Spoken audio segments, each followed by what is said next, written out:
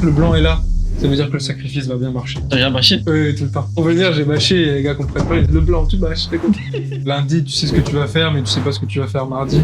Et mardi, c'est pas ce que tu vas faire mercredi.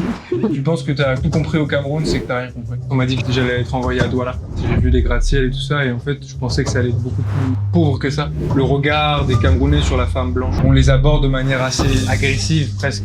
Bon, elles le vivent pas hyper bien. Moi, j'aime beaucoup tous les plats camerounais.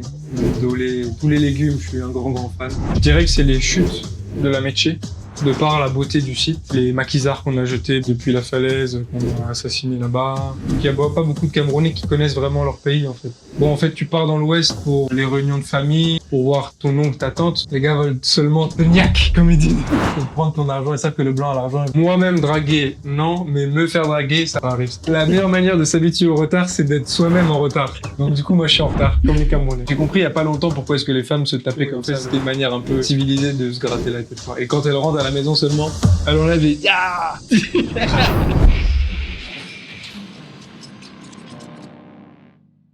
Je m'appelle Antoine Morel, je vais avoir 24 ans. Je suis éducateur spécialisé de formation et je suis venu au Cameroun pour travailler avec une association qui accompagne les enfants en situation de rue pour diverses raisons et qu'on essaye d'accompagner, de scolariser et d'insérer dans la société. Donc moi, je fais de l'accompagnement avec les enfants et de la formation pour les professionnels. Bon, ça c'est les deux missions. Après, en fait, j'aide un peu partout où il y a besoin. Beaucoup au champ, par exemple, un peu de communication, voilà. Organisation d'événements, recherche de fonds, des petites choses à gauche à droite. Alors, Antoine, ça va? Ça va bien. Tu as mangé quoi aujourd'hui? Tu as mangé du ndolé ou bien du... Non, mais j'ai mangé haricots, plantain avec poisson. Ah bon? Dans la rue, oui. Oui, très bon, magnifique. Pourquoi as-tu décidé de venir en Afrique? J'avais déjà travaillé pendant 2 ans et j'avais envie d'avoir une autre expérience professionnelle, dans un autre contexte, dans une autre culture et découvrir un autre pays, surtout un pays du Sud que je connaissais pas.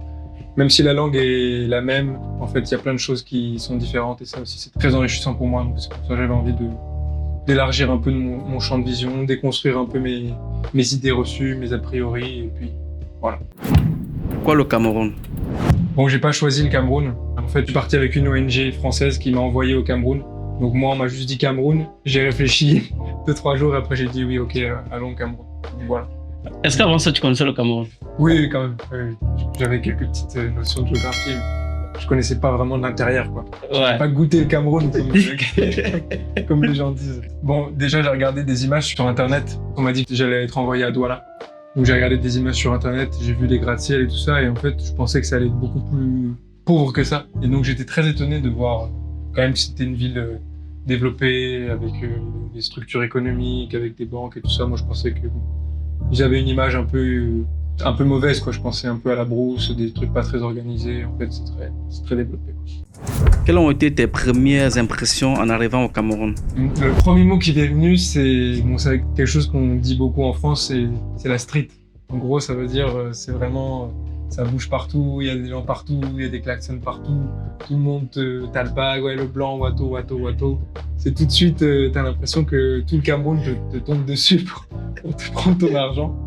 Mais donc voilà, bon, ouais, c'était ça les premières impressions. Une ville qui s'arrête jamais, qui bouge partout, enfin qui bouge tout le temps. À 5h du matin, il y a encore des gens qui vendent des trucs, et à dès 6h, il y en a qui s'installent pour vendre des avocats ou pour vendre du soya. Ça bouge beaucoup, quoi. Ouais. Alors, et quand tu appelé Wato, quelle était ta réaction? T'essaies de garder le sourire, mais au bout d'un moment, c'est un peu lourd, quoi. Une fois, 2 fois, toute la journée, Wato. Bon. C'est comme t'as l'impression qu'au bout d'un moment, ça fait un peu harcèlement, quoi.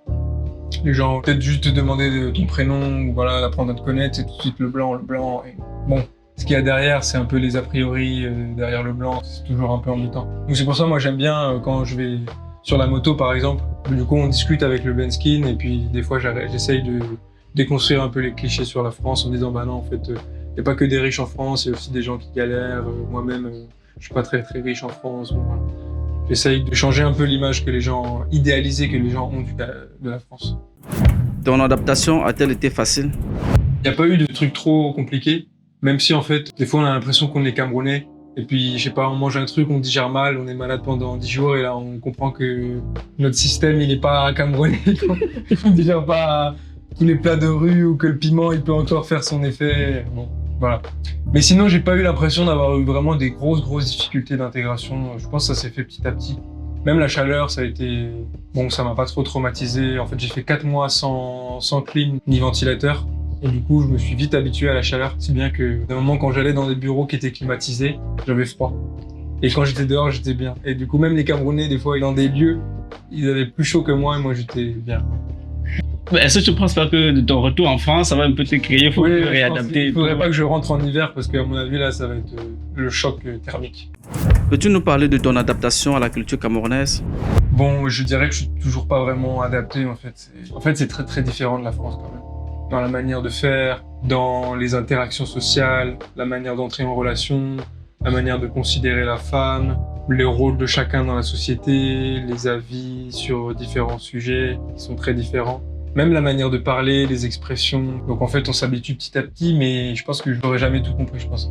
Je sais plus qui m'a dit un jour, si tu penses que tu as tout compris au Cameroun, c'est que tu n'as rien compris. Et est-ce que tu avais vraiment compris? J'ai compris il n'y a pas longtemps pourquoi est-ce que les femmes se tapaient comme ça la tête là. Pourquoi? Je savais pas pourquoi. En fait, quelqu'un m'a expliqué qu'avec les perruques, tout ça, il faisait chaud et en fait, c'était une manière un peu civilisée de se gratter la tête, quoi. Et quand elle rentre à la maison seulement, elle enlève et tu grattes ça une fois, c'est bon, quoi. Quelle partie de la culture camerounaise t'a le plus marqué? Faut trouver un truc positif et un truc négatif. Négatif, je dirais quand même le regard des Camerounais sur la femme blanche. J'ai 2 amis qui sont aussi volontaires au Cameroun et qui quand même beaucoup de mal dès qu'elles se déplacent seules dans les rues. On les aborde de manière assez agressive presque. Et elles le vivent pas hyper bien. Et ça, c'est vrai que c'est un truc que je réalise quand je sors avec elles. C'est vrai que c'est pas évident.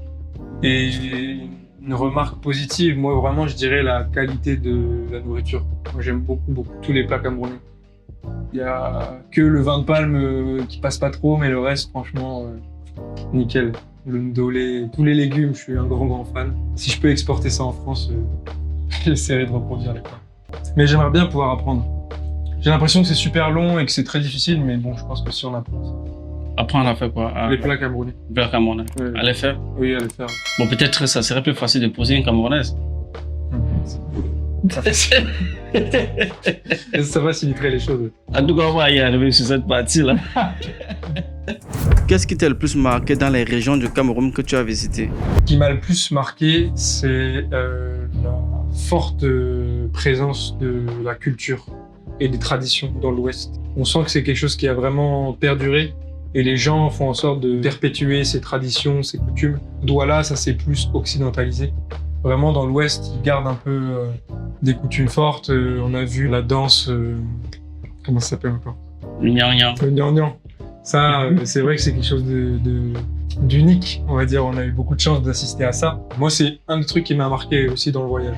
Bon, on m'a expliqué un peu le sens du gnangnan, le passage, l'initiation petit à petit, les différentes tenues, les couleurs, les quartiers qui étaient représentés et tout ça. Bon, mais il y a un petit côté un peu viriliste, affirmation de l'homme, là, comme ça. Là, on voit que les gars, ils étaient contents de crier, d'exprimer leur virilité dans la rue. Quel site touristique t'a le plus marqué? Je dirais que c'est les chutes de la Métché, de par la beauté du site, de par les traditions et l'histoire qui se cachent derrière ce site, le contexte aussi historique, les maquisards qu'on a jetés depuis la falaise, qu'on a assassinés là-bas, plus voilà, tous les rites qui sont à côté, les bénédictions. On sent que c'est un lieu qui est chargé de beaucoup de choses. Oui, tu as couru le risque, tu as voulu toucher. Ouais, on a voulu descendre, on a voulu explorer un peu. Bon, j'ai bien vu qu'il fallait pas s'avancer plus parce qu'après le courant t'emporte, c'est fini. Ok, et le mont? Le mont, Ouais. le mont Bapit. Ouais. Très bien aussi, même si la négociation pour y aller était coriace. Ouais. En fait, tu arrives là-bas avec la moto, tu penses que tu vas pouvoir passer à l'entrée du village et là le gars t'explique qu'il faut payer 10 000 par personne. Donc on était 5 plus 2 accompagnants qui eux n'allaient pas payer, mais bon ça faisait 50 000 et on n'avait pas 50 000 francs à lâcher comme ça. Et surtout qu'on savait que à mon avis c'était pas forcément le bon prix. Donc il a fallu négocier, il a fallu parler, dire qu'on était jeunes, qu'on était volontaires, expliquer beaucoup de choses, dire qu'on avait le temps. Les Camerounais qui étaient avec nous nous ont quand même pas mal aidés. Et au final, on a réussi à diminuer le prix et continuer. Mais c'est vrai que moi, ça m'a pas trop affecté, mais je sais que les autres, ça les a un peu peinés de voir que le moindre site touristique, il faut négocier jusqu'à pouvoir passer. Bon, bah, tu profites du paysage. On a eu la chance de pouvoir faire tout le tour, de voir un peu aussi l'intérieur, le petit lac et tout ça, et puis après la vue sur tout le reste du plateau de l'Ouest. Non, c'était très beau. Je le recommande en tout cas pour ceux qui veulent visiter. Par rapport au Mont Bapit c'est là et Mont Manengouba c'est là quand même. Tu fais 2 jours de marche, t'es un peu coupé du temps, tu rencontres un peu les gens qui vivent là-bas, qui ont quand même une autre manière de vivre, qui sont plutôt dans l'élevage, qui vivent de peu de choses. Et vraiment là, le paysage est vraiment magnifique, à couper le souffle, j'avais jamais vu ça. Les 2 lacs jumeaux là, c'était très beau. Ça fait du bien de marcher aussi. Très belle expérience. On a gravi par la forêt et puis on est allé en haut, puis on est redescendu. Il y avait un guide qui marchait comme ça, là, il fallait le suivre, sinon le gars là te perdait en forêt, t'es fini là. Comment as-tu trouvé le mode de vie des habitants près du mont? Ben, vie très simple, hein, dans la sobriété, dans la simplicité. Mais moi, ça me parle bien parce que quand j'étais petit, j'ai vécu à la campagne, donc j'avais l'impression de retrouver un peu cette vie-là, quoi. On a goûté le fromage de zébu, c'est très bon. Quelle est la différence entre les sites touristiques du Cameroun et ceux de la France? Grosse différence, c'est vraiment que en fait, le Cameroun a énormément de richesses touristiques, mais qui sont pas encore assez aménagées. Et du coup, même les Camerounais n'en profitent pas beaucoup. C'est aussi une des découvertes, c'est qu'il n'y a pas beaucoup de Camerounais qui connaissent vraiment leur pays, en fait. Quand tu vis à Douala, bon, en fait, tu pars dans l'Ouest pour les réunions de famille ou pour voir ton oncle, ta tante, mais très peu de Camerounais vont visiter le Mont Bapit, vont visiter le Mont Manengouba. Bon, peut-être que c'est culturel ou peut-être aussi que c'est lié au fait que c'est pas assez développé, qu'il n'y a pas de proposition d'hébergement, de circuits touristiques, de panneaux, de circuits de randonnée, bon, des choses comme ça. Alors qu'en France, ça c'est bien aménagé, quoi. Tu peux partir découvrir un site pendant 2 heures, tu prends pas ton téléphone parce que tu sais que tu vas faire ton petit tour et tu vas te retrouver au parking, tu peux reprendre ta voiture tranquillement, quoi. Alors que Cameroun, si t'es pas accompagné par quelqu'un qui connaît et que tu vas en plus payer, bon, c'est mort en fait. Eh ben, j'invite l'État camerounais et surtout le ministère de la Culture à se saisir de cette question-là et à développer davantage de choses pour pouvoir promouvoir la culture et le tourisme, surtout auprès des Camerounais, parce qu'en fait, c'est dommage que ce soit juste les touristes qui ont peut-être un peu plus d'argent qui en profitent et pas les locaux.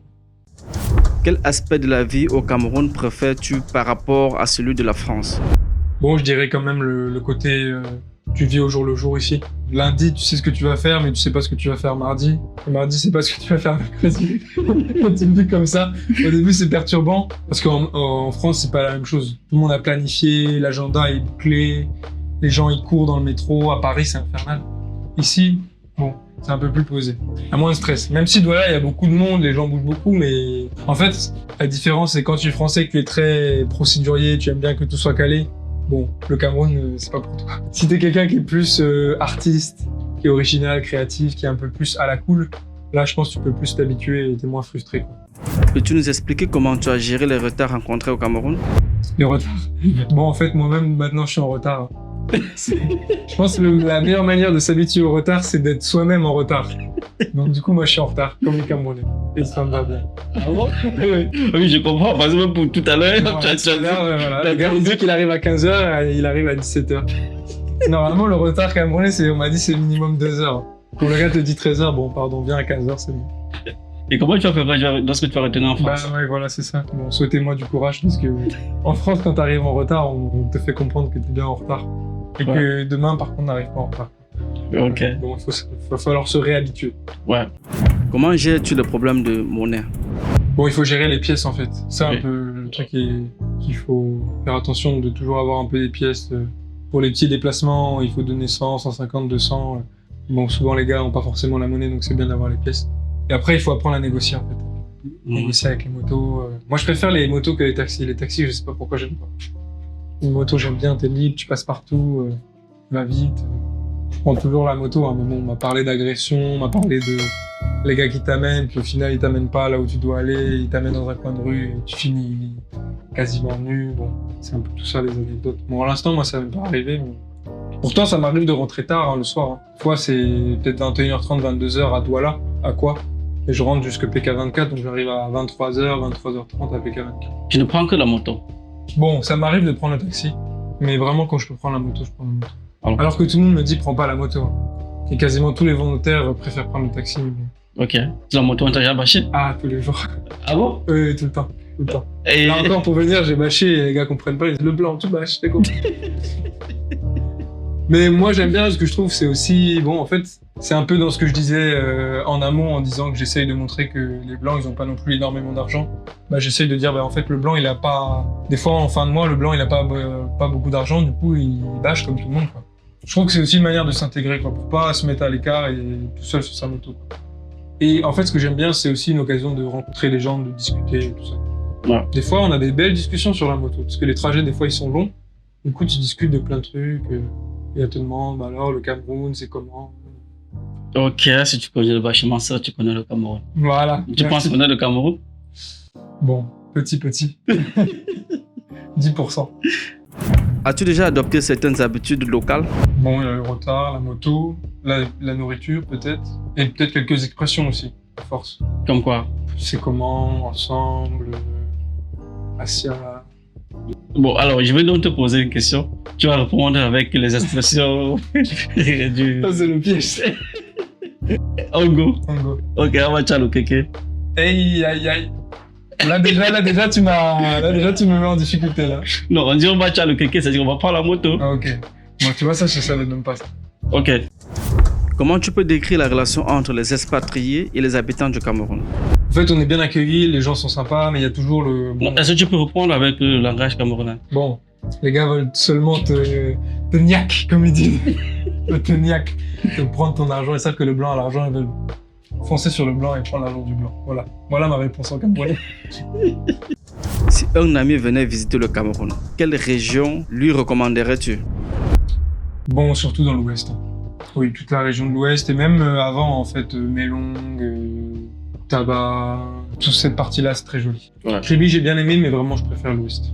Et si c'est quelqu'un qui est aventurier et qui est sportif et qui a pas peur, on part vers le nord ou même on descend dans le sud, on va visiter les réserves sauvages et tout. Le Cameroun est vraiment un très beau pays, très diversifié, le continent.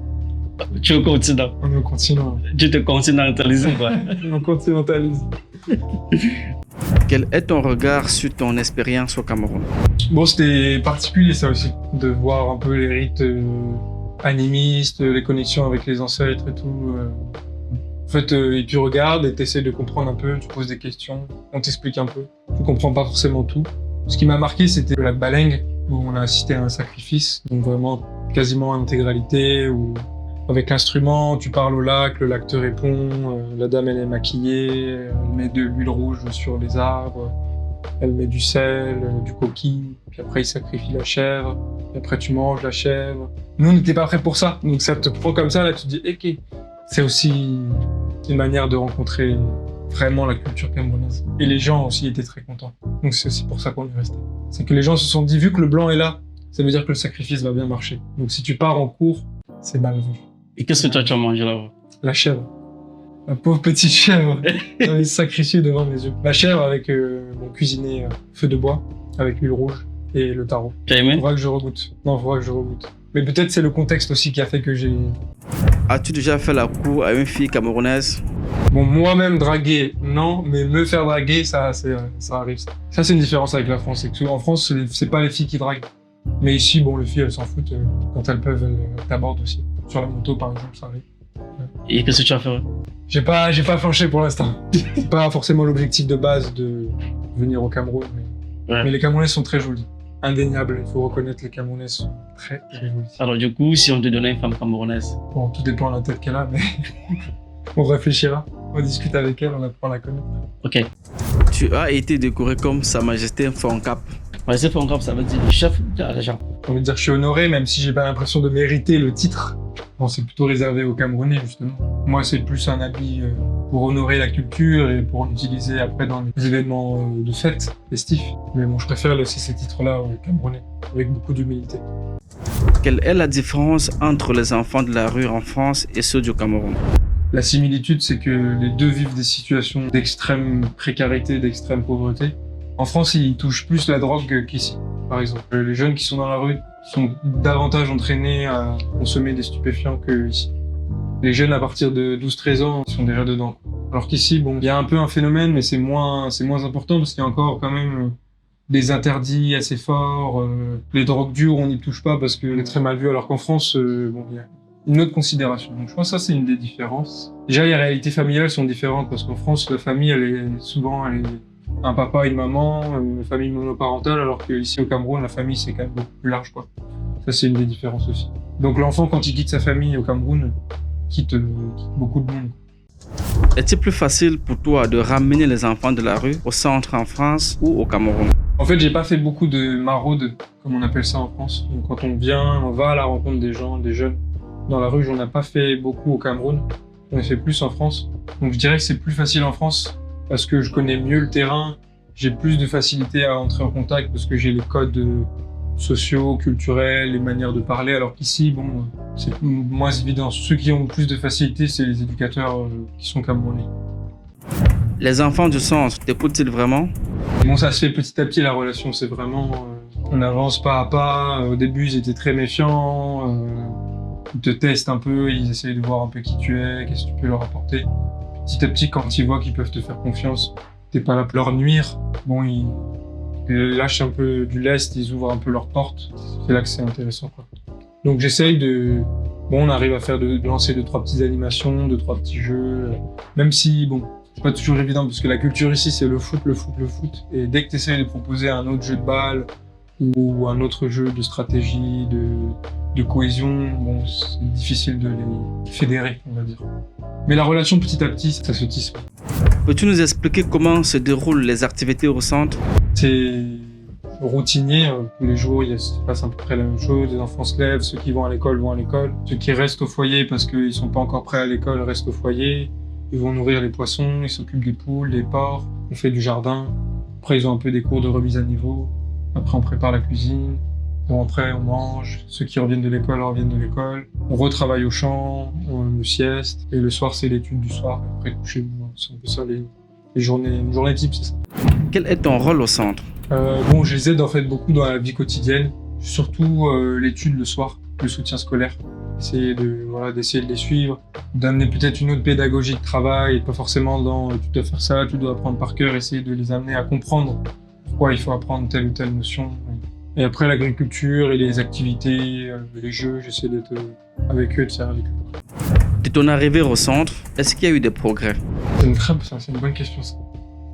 Une bonne question. J'ai envie de dire que non, mais peut-être que si je prenais plus de recul et que je demandais à quelqu'un d'extérieur, il dirait oui. Je sais qu'il y a un enfant en particulier avec qui la relation est plutôt bonne, et parce que je l'aide beaucoup, notamment le soir en études et tout. Il s'appelle Yonosa. Bon, peut-être lui, le lien est un peu plus fort et peut-être qu'il change un petit peu. Mais bon, c'est difficile de se prononcer en 6 mois en fait. Je suis là depuis 6 mois, c'est court en fait 6 mois. Dans la vie d'un enfant, ça représente quasiment rien en fait.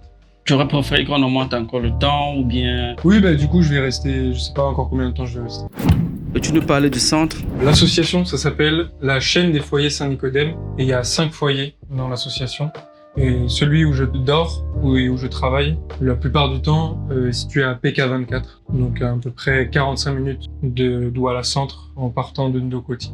Et on accueille des enfants, une trentaine d'enfants. Et donc ils font plein d'activités différentes et beaucoup d'activités dans l'agriculture. Et on vit beaucoup grâce aux dons, voilà, de familles, d'amis de l'association qui viennent nous aider un peu parce que voilà, la réalité camerounaise fait que on n'est pas forcément financé de manière régulière et donc on essaye un peu de composer avec ce que les gens peuvent aussi nous donner, quoi.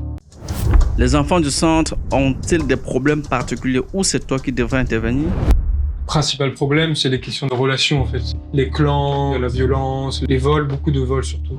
Bon, ils ont des casiers, mais voilà, dès qu'il y en a un qui a récupéré un peu de sous, ou tel ingrédient, telle ou telle nourriture, ça se sait vite, et puis des fois la nuit, tel ou tel objet qui est volé. Bon. Même les éducateurs, des fois, sont volés. Bon, ça c'est vrai que c'est un des principaux problèmes.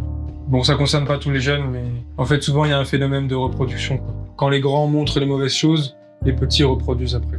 Donc on essaye vraiment de raisonner les grands, pour qu'après les petits prennent pas la mauvaise tournure. Comment la puberté est-elle gérée au centre? Bonne question. Bon, moi, en fait, ma politique, c'est plutôt d'essayer de faire de la sensibilisation et de la prévention, notamment, je pense que c'était le sens de ta question, sur tout ce qui est sexualité, tout ce qui est protection et tout ça. Mais c'est vrai que des fois, je me heurte un peu à la vision de certains éducateurs ou même de la politique du centre, qui est plutôt de dire qu'il faut être plutôt dans l'abstinence et les jeunes, ils ne doivent pas avoir de relations sexuelles, alors que, bon, en fait, c'est quasiment sûr que la plupart des grands, ils ont une vie sexuelle active. Donc je trouve que c'est un peu dommage de plutôt faire de la prévention. Donc bon, pour l'instant, c'est plus de la discussion, j'ai rien mis vraiment en place, mais je prévoyais de construire des ateliers sur la sexualité, justement, pour leur donner un peu plus d'informations, quoi. Un conseil à donner aux Camerounais et aux Français. Bon, un conseil aux Français, n'ayez pas peur de venir au Cameroun, même si on vous dit plein de préjugés sur le Cameroun, venez découvrir le Cameroun de l'intérieur, pas à bord d'une Prada, mais à bord d'une moto. Vraiment, vivez les choses et vous allez voir que le continent a plein de choses à vous offrir de très très belles. Et les gens sont très sympas et très attachants. Et les Camerounais, ne fuyez pas, pardon. Restez chez vous, c'est un peu bizarre, mais vraiment restez dans votre pays parce qu'il est plein de belles choses. Il y a encore plein de choses à développer, aussi bien dans le domaine de l'art, la cuisine, plein de métiers qui ne sont pas encore assez explorés, l'agriculture. Vous avez plein de richesses, utilisez-les à bon escient et gardez de la motivation, même quand c'est difficile. Parce que je sais que c'est difficile, mais vraiment, tenez bon, quoi, vraiment. Tout mon soutien et toute ma force. Coupé.